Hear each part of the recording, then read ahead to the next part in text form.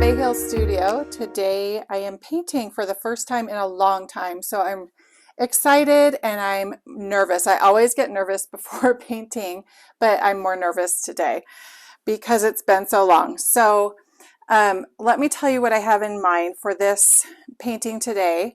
I am working on a quilt and I'm using Painter's watercolor swirl fabric from Riley Blake Designs, and I planned out this quilt. I'm going to call it Autumn Nights. I believe that's what I'm going to call it.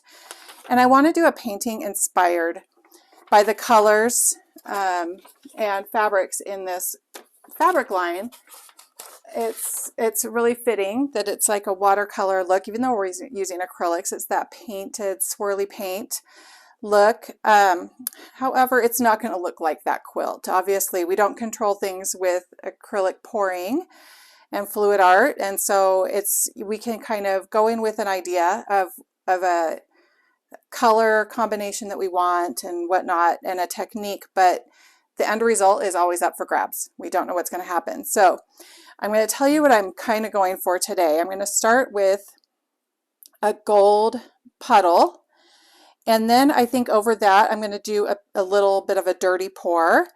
And then, but on the sides, I want to do on one side, I've got this, let me see, these are mostly golden, all golden paints actually. This is Naphtha Red Medium. And then I've got Pyrrole, something like that, orange. And actually this one's not golden paint. I think this is... it's a pink and I don't know where it came from. I want to say it's Academy acrylic, pale pink probably. And so I'm going to do those on one side and maybe some of this yellow. This is a combination of Golden's benzimidazolone, medium yellow, with some white in there to just make it more of a lemony yellow. On this side, I've got these blues, and this is a combination of cobalt teal, cerulean deep blue, and turquoise. It's just kind of all mixed together. And then this is a combination of indigo and anthraquinone blue. These names are just a mouthful for me. And then the actual pour, I don't know what I'm going to do. I'm going to layer some kind of earthy colors in the actual dirty pour. So with that being said, I think let's get started. I laid down just a light coat of white around the edges and then a little bit over the center because I had extra. And the idea behind that is just to create more of a grip as the paint goes over the sides. Not a necessary step. So it's just something I decided to do and my personal preference. All right, so I'm going to start by layering in the cup. So let's just see. This is always my dilemma. All right, this is Golden's quinacridone burnt orange and some nickel azo gold.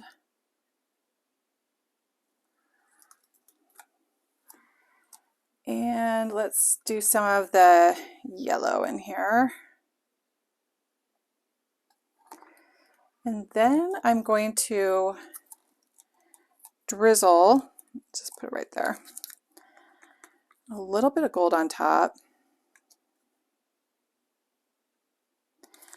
And if you ask me why, I can't tell you. This is just, now I can tell you why I'm putting white. I want to separate these colors that I just put in there from the colors that I'm going to add next because I don't think that they will blend well and I don't want this to get really muddy. So I'm just putting like a little sandwichy layer of white in there. All right, so I'm going to do some Payne's Gray, and with this Payne's Gray I did add some carbon black just to darken it, to make it a little less blue. And let's see, let's do some green gold. and some phthalo green, and some Van Dyke brown. And then I think I'm going to do a little bit more of the burnt orange here. And let's see. Well, I was going to add some silver. Yeah, I think I will. This is iridescent stainless steel. That's what that is. Okay. Let's add a little bit more white now.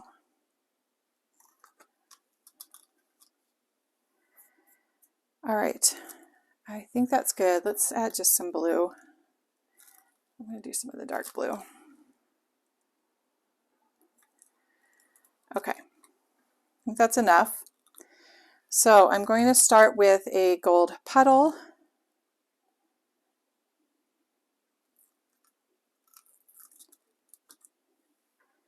And then I'm going to do a dirty pour. Okay, here we go. Just so nervous. And I'm going high up.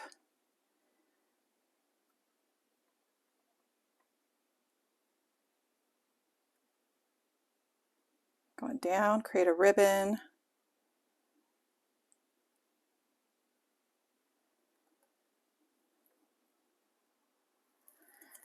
Okay.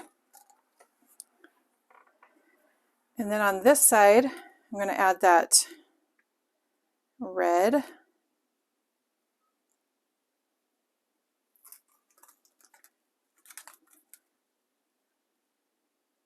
Some orange.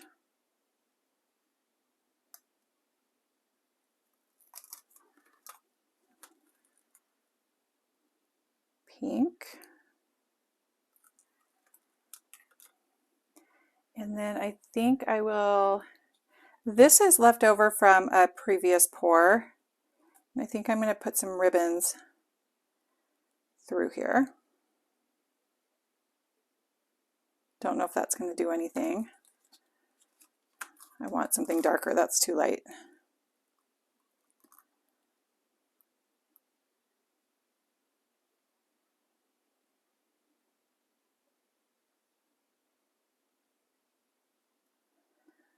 Okay. And then this is left over from this pour. So I'm just going to add this too.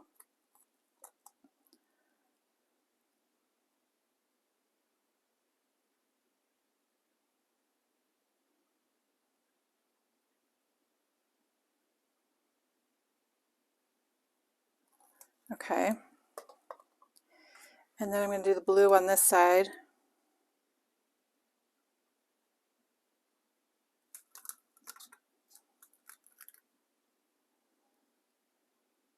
And what I'm hoping this will do is it will look like it's totally running off, and you'll think, what a waste of paint. But as the paint runs off, what should happen is it should go over the blue and over those pinks and oranges, and I'm going to add some yellow. And if we get any cells, those colors should come through from underneath, and it should add a nice effect. It doesn't always happen, so it's just, you know, you never know. I'm going to torch it.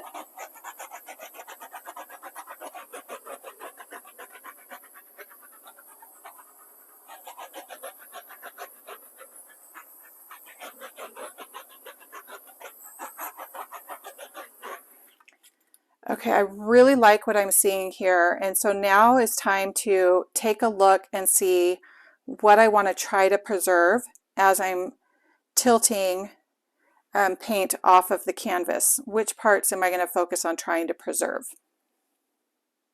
So when you're thinking about what to preserve, whatever part is the most important to you, you want to tip actually towards that part first, and then it will stretch it towards, or if you want to stretch it out, and then it'll stretch it towards the other side, and it will be less likely to be completely tipped off of the canvas because you've controlled that part. I love what's going on up here. So I'm going to tip to this corner first and really work hard to not tip this off. And honestly, I say that and you just never know what's going to happen. So let's just give it a go. Just going to gently go off this edge first and back.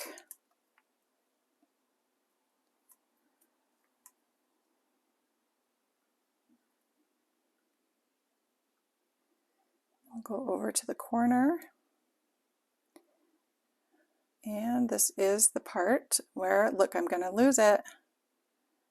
There we go. I lost some of it.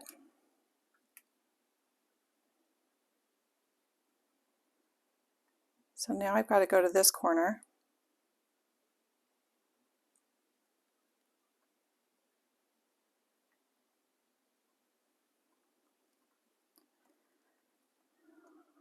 It's still gorgeous. I love this.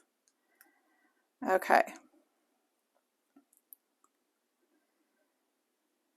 So it's wanting to go down here, so that's what I'm going to do.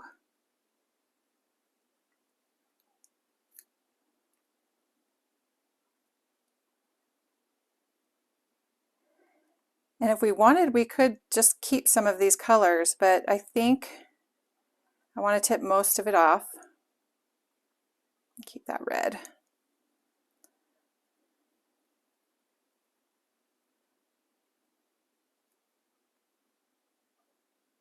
And then I'm just going to try to recenter and preserve some of the integrity. You know what though? I want to tip some of this right here. I want to try and get some of that off. So we're going to go back down here one more time. Okay. And then I really love this. I need to wipe my hands before I point, or else I might drip. I really love this blue streak coming in here. Okay, so I want you to notice something. I'm already seeing the blue cells coming through, so that's exactly what I was hoping for. The more I stretch it, the more cells will happen. And I don't necessarily want this to be taken over by cells, and so I'm not going to overly stretch this, but you do have to stretch enough off so that your paint doesn't dry with like really cracked and with like deep crevices in it. So I feel like I need to get more of this off, but I don't want to destroy the shape. So let's see what we can do. We can get more of this red off without compromising. There we go. Just take it really slow. And then I want to bring back, I just love that blue streak, and I want to bring that back to where I like it.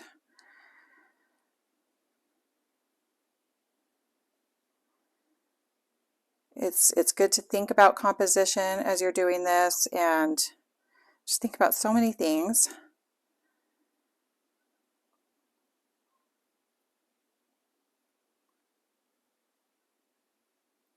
Okay.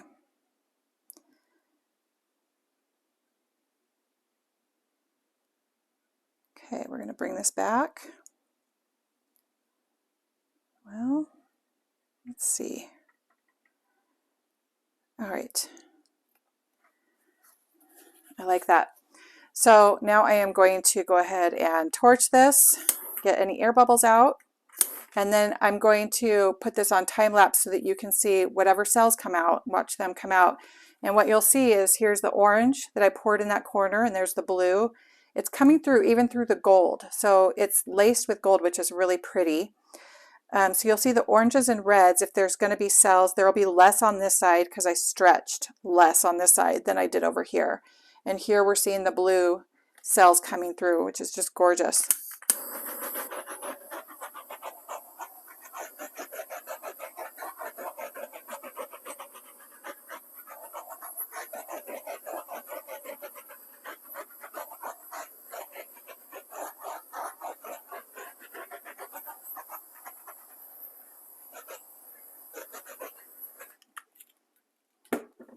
Okay, I'm going to go ahead and put this on time lapse and let's just enjoy this process.